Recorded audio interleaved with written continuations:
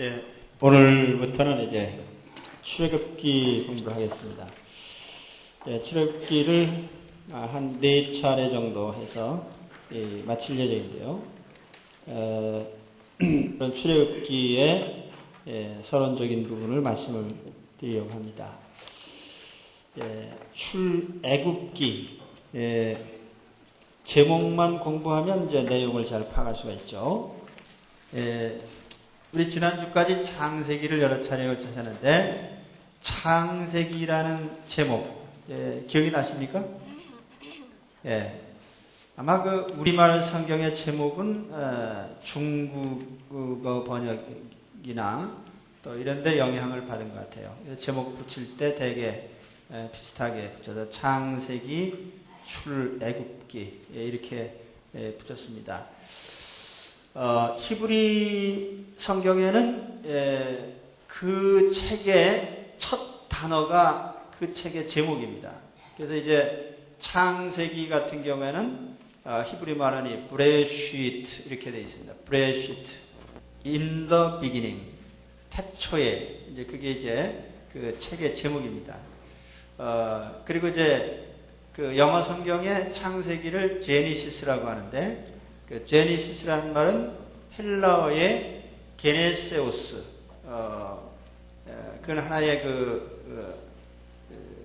계보라는 뜻도 있고 탄생이라는 뜻도 있습니다. 출생이라는 뜻도 있고 근데 계보 창세기에는 10가지 계보가 나와요. 헤비블로스 게네세오스라고 하는 계보가 이러하니라라고 하는 그 귀절이 창세기에 10번 나옵니다. 그래서 거기에 그 게네세오스라고 하는 그 단어에서 따온 것이 바로 이제 제네시스라고 하는 이 영문의 제목의 이름이에요. 창세기. 이제 출애굽기도 히브리어로는 벨레시모트라고 하는 것, 그 책의 첫 단어입니다.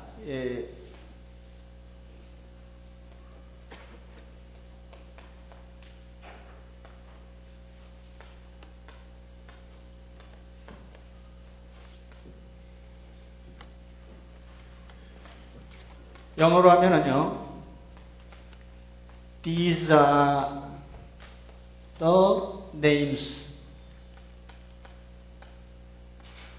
이런 정도의 뜻입니다. 그래서, 이것이 그 이름이다. 그 창세기에 보면은 애굽에 내려간 사람의 70명의 이름이 나오잖아요. 그래서 그 영어 성경에 보면은 and these are the names of the children of Israel 해가지고 이렇게 쭉 첫 문장이 되어 있어요. 그래서 these are the names of라는 것이 출애굽기 첫 문장입니다. 그리고 히브리어를 이걸 그대로 따서 시모트라고 하는 것은 그 쉔이라고 하는 네임이라는 뜻입니다. 출애굽기 초반에 보면은 애굽에 내려간 야곱 가족 70명의 이름이 나오죠. 제 얼굴에는 없고요. 성경책에 보면 있습니다. 그 창세기 46장 27절에 그 명단이 나옵니다. 근데 거기도 보면은 70명의 이름이 나와요. 그래서 출애굽기는 그 히브리 제목으로는 그냥 이렇게 첫 단어를 따서 벨레슈모트 여기 이제 요 베라고 하는 것이 영어로는 and라고 하는 접속사입니다. 그래서 이것이 그 이름들이다 하는 그 제목인데 우리말 성경에는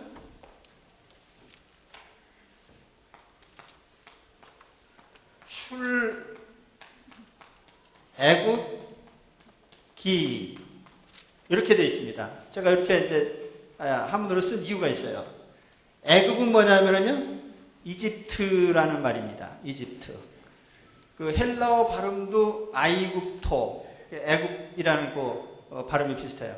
그 이집트라는 말을 애굽이라고 이렇게 발음하는데, 그러면 출이라는 건 뭐냐면은 거기서 탈출한다는 거죠. 밖으로. 그래서 이제 영어 제목에 보면은요, 엑소더스라고 돼 있어요.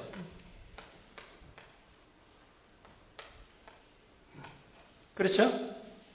요게 요 X라는 말은 밖으로라는 뜻입니다. 영어로 하면은 out. 여기 호도스라고 하는 것이요 헬라어로 길이라는 뜻입니다. way.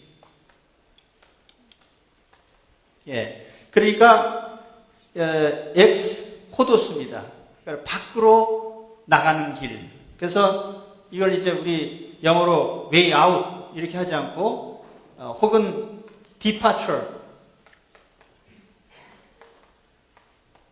출발이라는 뜻이죠. 또 애굽에서 탈출했다는 의미로도 쓰이고 애굽에서 출발을 했다. 그래서 출애굽인 겁니다. 그 기록이 이제 우리가 보는 출애굽기예요. 뜻을 아시겠죠? 예. 그래서 이 출애굽기라는 말을 그럼 어디서 하느냐? 엑소더스라는 이름 어디서 하느냐면은 제가 그 첫 시간에 성경이 구약은 히브리어고 신약은 헬라어로 되어 있는데 그거를 다른 나라 말로 번역한 걸 역본이라고 그랬어요. 그러니까 최초의 구약을 다른 나라 말로 번역한 것이 70인역이라는 것이 있습니다. 그거는 히브리 말을 헬라어로 번역한 성경이에요. 그 상당히 오래된 책입니다.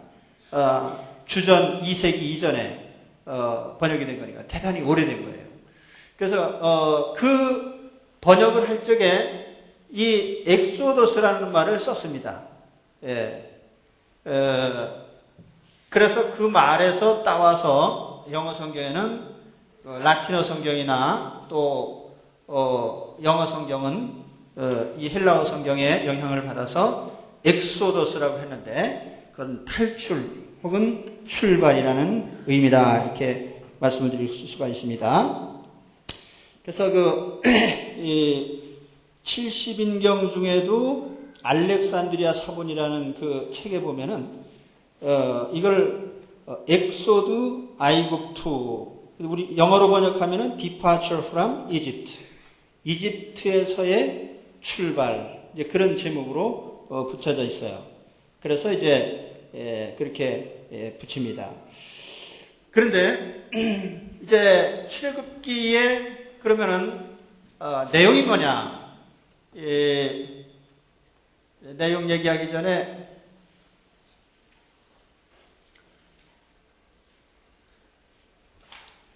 출애굽기를 누가 썼습니까? 예, 모세가 썼죠. 그 누가 그렇게 얘기했습니까? 출애굽기 모세가 썼다고 누가 얘기했어요? 예? 출애굽기 모세가 썼다고 누가 그랬습니까? 지금 모세가 쓰셨다면서요? 예, 누가 얘기를 했어요? 예수님께서 모세의 글에 보니까 이런 얘기가 있더라. 예수님이 인정을 하셨으면 그러면 된 거죠. 뭐. 그렇죠? 또 그래서 그 예수님뿐 아니라 구약의 권위를 인정하는 모든 사람들이 성경 자체 내에서 보면은 이 창세기, 출애굽기, 레위기, 민수기, 신명기를 모세의 글로 인정을 하고 있어요. 그런데 이제 약간 그 자유주의 신학자들이 제가 이거 교환 보면서 이제 어느 자료를 보니까 그 성경 프로그램 중에서도 뭐 딜럭스 바이블 같은 데 보면은 거기에 이제 이런 그 성경 총론이 있는데 거기 보니까 이게 자유주의 신학을 그대로 갖다가 인용을 해놨더라고요. 그 문서서를 갖다가 뭐 제2문서, 2문서 하면서. 근데 그거는 그런 사람들은요, 이 구약 성경을 모세의 글로 보지는 않습니다. 우리가 이름을 붙일 때부터 창세기부터 신명기까지는 모세 오경 그렇게 부르죠? 그렇죠? 그 모세가 쓴 5권의 책이다 그렇게 우리 인정을 하는데 이걸 인정 안 하는 신학자들이 굉장히 많습니다. 예를 들어서 전체 기독교 신학자가 100명이라고 하면은 실제로 학자들 가운데 절반 이상은 전부 모세가 쓴 걸 인정 안 하는 사람들이에요. 그러니까 참 그건 좀 문제가 있죠. 우리는 이 5권의 책을 모세가 쓴 것을 예수님이 인정하셨기 때문에 우리도 예수님이 거짓말 하셨다면 안 되잖아요. 그 인정을 해야 됩니다. 그렇죠? 예. 그래서 우리가 토라라는 말 들으셨죠? 그렇죠? 이것은 이제 율법 혹은 teaching, 이 토라라는 말의 뜻이 이것입니다. 법, 가르침, 그리고 이 토라는 아주 절대적입니다. 그래서 이 모세가 쓴 5권의 책을 우리는 인정해야 되고, 그럼 출애굽기는 누가 쓴 것이 됩니까? 모세가 쓴 거죠. 우리가 이 모세가 쓴 것에는 이의를 달면 안 됩니다. 그러면은 언제 썼을까?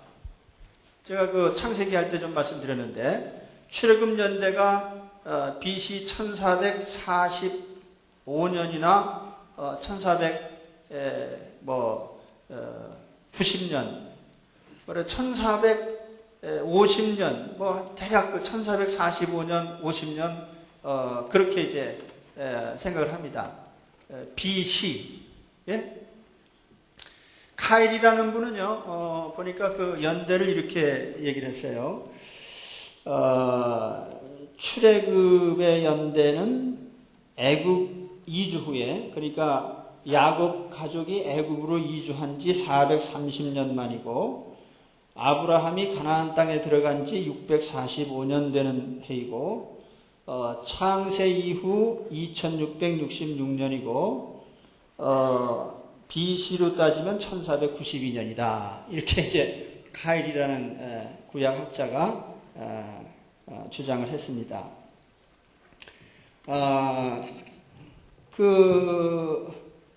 열왕기상 6장 1절 한번 보세요. 열왕기상 6장 1절.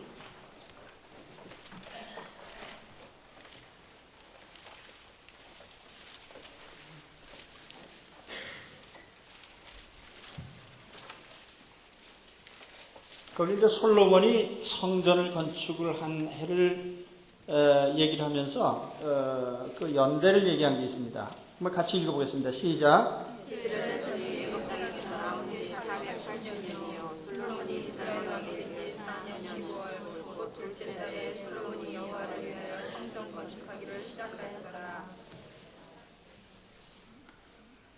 거기 뭐라고 돼 있어요?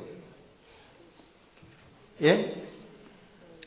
출애굽 후에 480년, 그렇죠? 그래서 이제 그거를 역으로 연대를 추정해서 가보면은 1445년 정도가 된다, 이런 얘기입니다. 그때는 이제 애굽의 왕조로 보면은 아멘호텝 2세 정도. 이 아멘호텝 2세가 누군지 나도 모릅니다. 근데 애굽에는요, 고왕조, 신왕조 해가지고 애굽의 왕조가 많아요. 그런데 그 가운데 그 아멘호텝 2세라고 하는 사람이 통치하던 시기일 것이다. 또 어떤 학자들은 그거보다 약간 늦게 람세스 2세, 왜냐면 출애굽기에 보면 그 람세스라는 이름이 나오거든요. 그리고 비도시라고 했나요? 하여튼 비돔이라고 했나요? 지역 이름이 나옵니다. 근데 그런 이름이 이제 람세스 시절의 이름이기 때문에 그런 사람들은 약 한 200년 이후, 그러니까 1445년보다는 약간 늦게 그렇게 보는 사람도 있는데, 가장 정통적이고 보수적인 견해는 주전 1445년경일 것이다 라고 얘기를 합니다. 그러니까 모세가 출애굽한 시기가요. 그럼 그때 이제 출애굽기도 썼을 것으로 생각을 합니다. BC 1445년경 모세가 쓴 책이다. 그게 이제 출애굽기입니다. 근데 아까 출애굽이에요. 그 메시지가 옛날에는 이게 뭔진 몰랐죠. 그런데 나중에 계시가 신약에 와서 보니까 그 예수님을 바라보라는 뜻이었구나. 이렇게 이제 우리가 해석을 하는 겁니다. 구약에도 출애굽도 마찬가지예요. 마귀로부터 구원받는 것이 모든 수단 다 소용없어요. 하나님께서 십자가의 보혈 하나로, 예수님의 피 때문에 우리가 살아날 수 있는 거예요. 다른 수단이 필요 없어요. 그러니까 어린 양의 피를 바른 집에만 죽음의 사자가 안 들어간 거죠. 다른 건 소용이 없습니다. 가령 거기다가 뭐 꿀을 발라놓는다든지 참기름을 발라놓는다든지 그래도 안 되는 거죠. 거기는 꼭 어린 양의 피만이 효과가 있는 겁니다. 예수 그리스도의 십자가만이 우리의 구원의 길이다 그 말이죠. 아시겠죠? 출애굽기에 십자가 구원의 진리가 담겨있다 그 얘기입니다. 아우 참 재밌네요.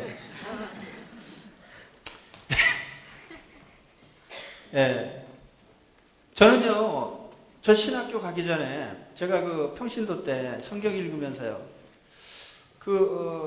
참 감사한 게 뭐냐면은 제가 신약은 사흘 만에 읽었어요. 사흘 동안 금식하면서 저기 옛날에 그 칠보산이라는 기도원이 수원에 있었는데 가가지고 사흘 동안 땅굴 속에 들어가서 기도하면서 사흘 동안 정독을 하면서요.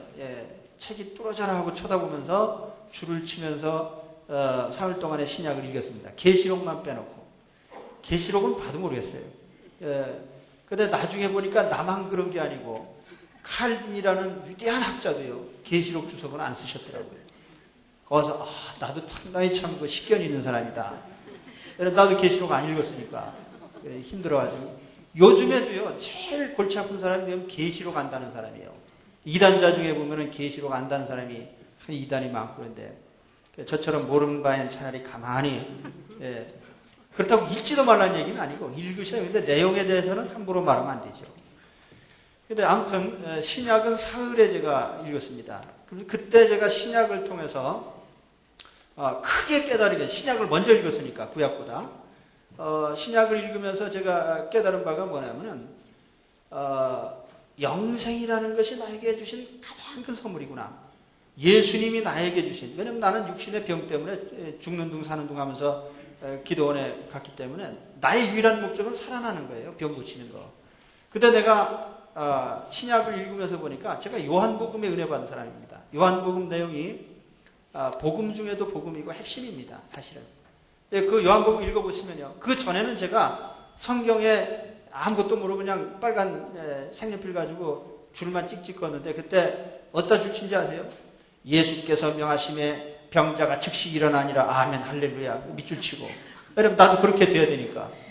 그런데 제가 요한복음 읽으면서 은혜 받은 게 뭐냐면은 그때 보니까 눈이 다시 떠졌어요.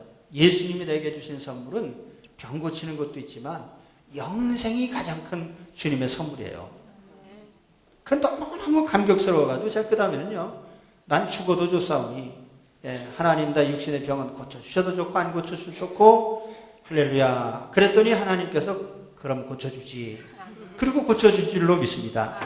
그래서 제가 그 신약을 사흘에 읽으면서 이렇게 은혜를 받았고 구약은 그 후에 또 저 용문산이라는 기도원에 제가 이제 산에를 좀 자주 갔는데 그때는 죽는 둥 사는 둥 하니까 이제 산에 가서 기도를 많이 했어요. 근데 용문산에 보따리 싸가지고 올라가서 그때 죽으러 갔습니다.